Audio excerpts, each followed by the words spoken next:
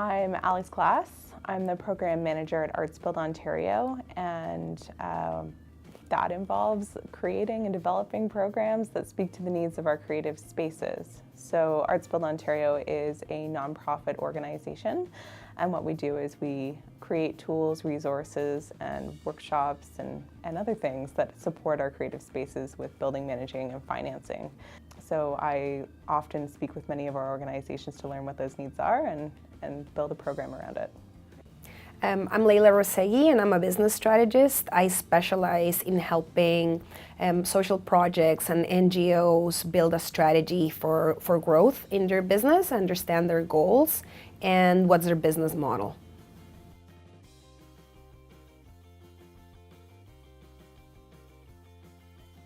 I actually have not participated in a program like this before, but in my business, I work in a similar way with my clients.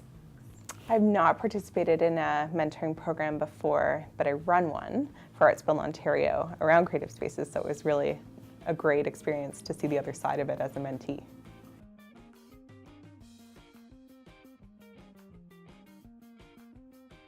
I decided to participate in the GERM program because I was looking for guidance around connecting with the corporate sector. We were offering a service and we really wanted to engage the corporate audience. So this was new territory for me and for ABO.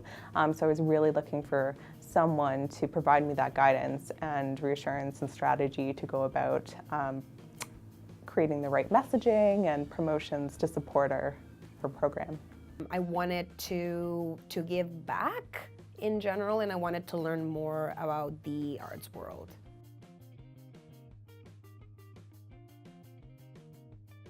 I entered in the GERM mentorship program to get that extra guidance and reassurance for our ABO vendor directories. And to do that, my objective was to, again, create that better messaging and communication. So that might have included surveys. In terms of channels, what are the best ways to connect with this corporate audience? And I wanted to hear that from someone who lives and breathes it every day. The kind of advice I was hoping to receive in the program and did receive in the program were tactics and methods to go about as an arts nonprofit in connecting with, again, the corporate sector, but also consultants and those who would be able to work with creative spaces on their building projects. So even though Leyla is not necessarily a facility manager, or you're an architect, you're not an architect, but you speak with these people and you're able to articulate value. And I found that in this mentorship program, you were able to help me understand what value meant.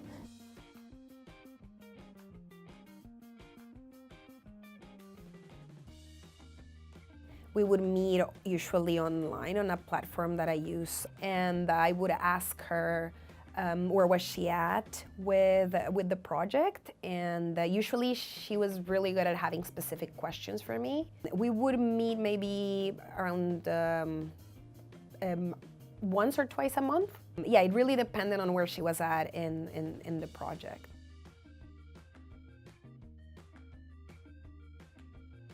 Mainly the assumptions that I would make for going about something to nonprofits, the way we would communicate them to them. Leyla would maybe provide another strategy and just say, well, that's a lot of time spent making lists of people that you're just going to send an email to that might not be that engaged in your tool. The personal one-to-one outreach was probably the most effective and the biggest aha moment that we discussed together. One of those moments being in LinkedIn, where that's a really great platform to connect with people looking for B2B communications and for that inboxing and just reaching out to people, or even finding someone that can provide an introduction for you.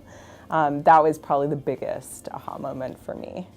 I guess personally, I found it very interesting that a lot of the tactics that I was using with different types of businesses were still useful for other sectors. You just have to really understand your client and adapt it to, as Alex was saying, what is value to them.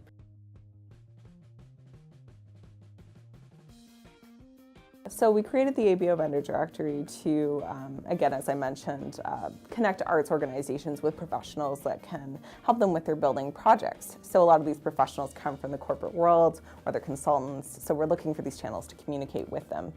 this takes time and capacity to continue, and our project had many delays on the technical side, but then also our communications plan, as Leyla and I worked on it together, we would then have to readjust it to accommodate these delays. And then when we looked at our timeline as an organization, the vendor directory then didn't become a priority necessarily. We had other obligations for projects and our funders as well. And we also run a creative space, so it did, I think, fall a little bit lower on the list. But what happened though, and what the change was, is this is an opportunity to look at what worked, and then look at the research and what we can do to understand what this tool is doing, what we can build on, who's the most interested in enlisting on it, and then how can we convey that to our arts organizations once we're at that critical mass. So we're not as far along as we thought we would, but I still think we're pretty happy with where we are with the new system and platform that we've created. I was always open to the situation. Things change in business, and you have to be open to that as a consultant. And sometimes we talked about personal development because that's what she needed, or understanding how to handle different situations. And I think there was always something to work on, definitely, no matter where she was at with the specific project. I would say that was one of the things I most enjoyed about the program, was the fluidity of it. This is what I really need to focus on now, and she was able to help me in other ways too.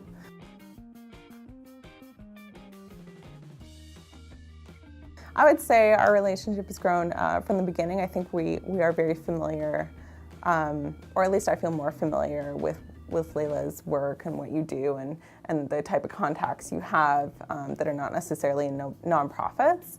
I feel like I also have a better understanding of where you're coming from when you're giving me recommendations and suggestions for tactics of reaching out.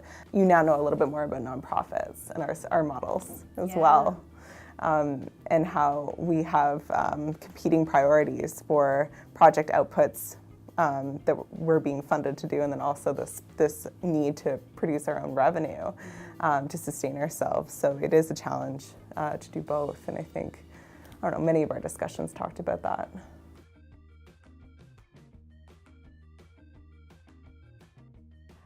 I did fulfill my sense of giving back, and I also have learned a lot about the sector. I have gained experience. Through this connection, I've had the opportunity to teach webinars with WorkInCulture, which has been great, and that's how we met. It was through this program. And I've met amazing people, and we've all met in person just twice, but I've met amazing people, and it was great to learn about ArtsBuild Ontario too, and meet Alex.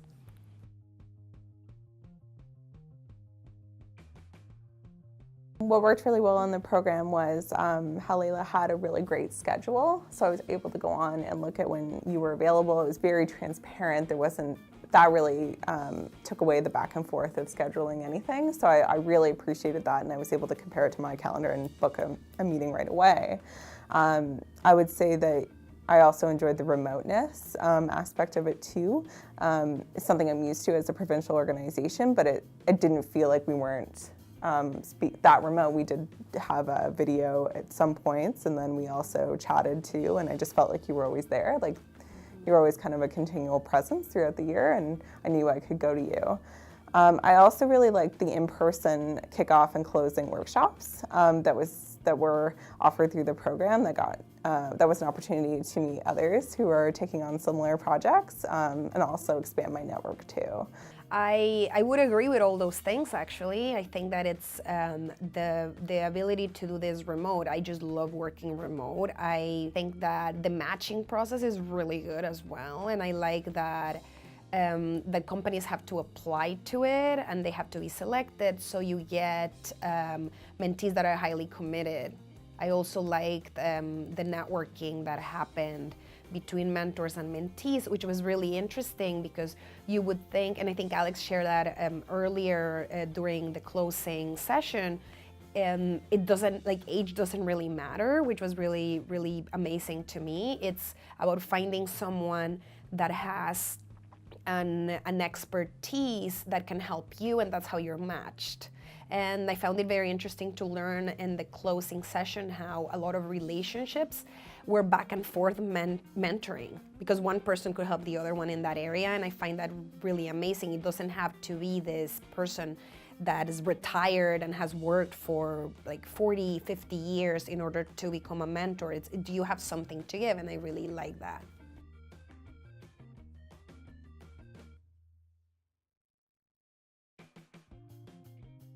Be open to suggestions. You know your project the best, but don't be afraid to hear from somebody else who has something really valuable to offer to it. It's only going to make it better.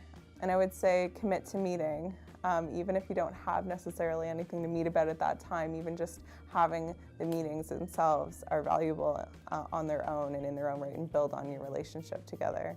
No matter what business you're in, you need planning, and that's a huge one for me. Find someone that understands that, and don't be afraid of planning. You need planning no matter where you are. From a mentor's perspective, I would say that there's a lot of value to gain in learning from different markets, like I was saying before, in giving back. And you don't have to invest that much time to make a big impact.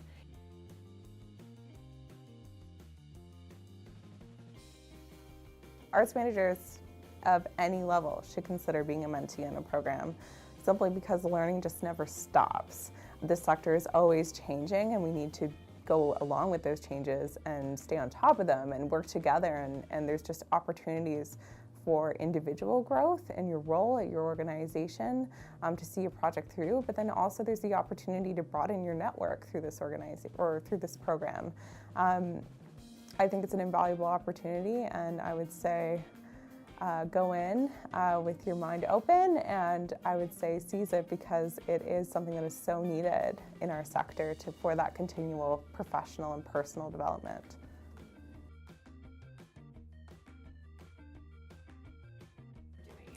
From a personal perspective, it's very satisfying to make that impact, especially if you can relate or identify with the purpose of the company or why they exist. That's from a personal level. From a business perspective, the networking that you can have in the program, especially in the WorkInCulture program that I was part of, the people that I met at the events were amazing, and from a lot of different companies, very interesting people that I networked with. Even if I just chatted with them for 10 minutes, they were all amazing to meet, and it's a network that I would never had a chance to have. Also, from a professional perspective, you're able to maybe learn about a new sector, apply your teachings to a new sector, and if you want to start working in a different area, it's a good opportunity to network and test.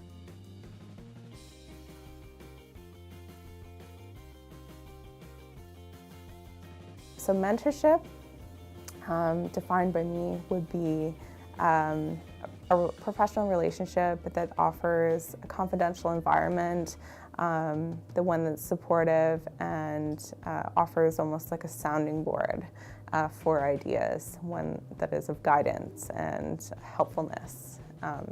That's what I experienced through this program. For me, mentorship is a match between someone that's an expert in an area. That's very important. I don't take that term lightly. You have to really be an expert, whether it's through personal experience or your work, and supporting someone that needs that experience in that specific area. And what I found very interesting in this specific program is that there were some people that were from different industries, and what I learned is that if you're able to keep an open mind, you can adapt it to other things. But there were also people that were further along the same road than their mentee, and that also works as well. And I think those two things can happen. You can bring knowledge from a different area, or you could just be further down the same road.